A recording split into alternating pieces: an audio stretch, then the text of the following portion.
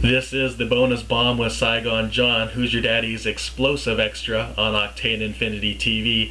Thank you for tuning in to the second edition. And in my show, I will go over the NBA's all-decade list. But before I do that, I want to thank the people who've given me feedback on the last show focusing on the Portland Trailblazers. I want to follow up on that by giving you my all-time Blazer team. So, here it goes. Before I do that, actually, I want to say I was listening to this radio show on 95.5 The Game last week. Wait a second, hang on. This, I showed you the CD I got from the Blazer game during 80s night last week. It was a promotional thing, obviously, because I really can't see this disc ever selling. It's crap. And furthermore, and furthermore, it says it's a Blazer CD. I get that, but why are the ducks? Why are the ducks on cover? You know, I don't get it. There's no love for the Beavers. Anyway, one afternoon last week I was listening, and it wasn't Wheels at Work or the Bald-Faced Truth with John Canzano. I can't remember what the show was or who the host is, but they were talking about the all-time Blazer list, and he was one of those guys that were putting way too much emphasis on the championship team back in 1977, much like the committee who's retired all those numbers from that team with the Blazers organization. Listen, yes, Bill Walton's team won the title in 1977 and a league MVP in 78 for that matter. You can make a great case for him being the best Blazer ever, but he only played 4 seasons in Portland. Clyde Drexler, on the other hand, was here for 11 and a half years, okay, leading the Blazers to 2 conference championships and having a handful of all-star appearances representing our team. So I'll let you diss Drexler all you want. Had the team didn't make the NBA Finals, had the team not made the NBA Finals in 1990 and 1992, but come on, that was a decade that was far more competitive. Back in 77, there were only 22 teams in the league, whereas in the 90s, I think it was at 27 before they expanded to the 30 teams they have now. But enough about that. Here's my all-time Blazer team. I had Drexler at guard, obviously, being my most valuable player. Walton at center. Jim Paxson at the other guard. I made my case for him at the last show. At forward, first I have Buck Williams during the 7 years in Portland, a span of where he only missed 17 games. He was on the all-defensive team 3 times and led the league in field goal percentage twice. At the other forward is a member of the 77 championship team, Maurice Lucas. He was the enforcer who was a 3-time All-Star for the Blazers and spent 4.5 years in Portland. Jack Ramsey is my coach, with Rick Adelman being a worthy alternate if needed. Okay, so on to my NBA all-decade team. Now TNT has had their series on the all-decade, which has compelled me to share the players who have topped my list. So here goes. At forward, I have Kevin Garnett. The big ticket was the highest paid player in the league for the last 10 years, and for several reasons. He's made the All-Star team every year in the decade, was an MVP of the game in 2003.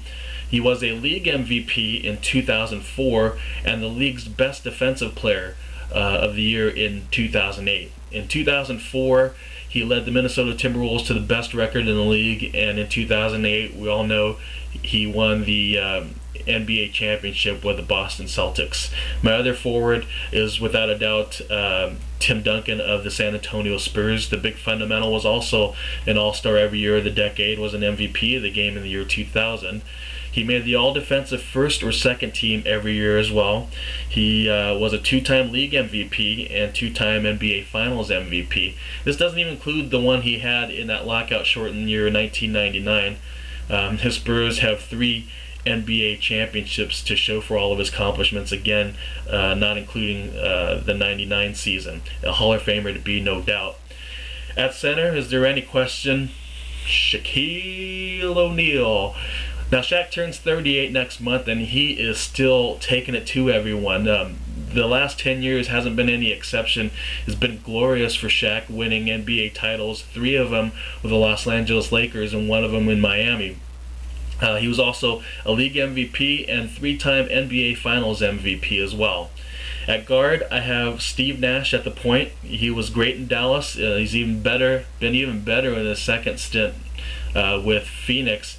The six-time All-Star has 2 league MVP awards and has led the league in assists 3 times. Now, rounding out my top 5 is Kobe Bryant, perennial All-Star, made the team every year and won the MVP award in 3 of those games. He's also been a league MVP and an NBA Finals MVP. He's got both of those awards to his credit. 4 world championships, can't be wrong either. He's been a tenacious defender, all defensive team every year. Kobe, he's also done it on the offensive end, winning 2 scoring titles as well. I'm going to go through the rest of these as quickly as I can because YouTube only allows me 10 minutes. On my second team, I have LeBron James and Dirk Nowitzki at forward. Both of them have been league MVP. Allen Iverson has also won a league MVP, and he's joined in my backcourt by Chauncey Billups. And at center, I have the 4-time Defensive Player of the Year award winner, Ben Wallace. Honorable mention at guards, I have Jason Kidd and Tracy McGrady, 3 times and 2 times respectively on the All-NBA team. At center, Yao Ming's been wreaking havoc since 2003. And at forwards, Amari Stoudemire and Chris Webber, who was an All-NBA first-team selection 3 times. Some other names I can mention that were close, but no call on these guys: Dwayne Wade, Gilbert Arenas, Ray Allen, and Carmelo Anthony. I probably would have added Paul Pierce, but you guys know what I think of him, and I wouldn't be entertaining you if I didn't give you my bias. So he's a piece of... Speaking of bias, best coaches of the decade by result, I'm pretty sure you all would agree Phil Jackson and Greg Popovich will top most of everyone's lists.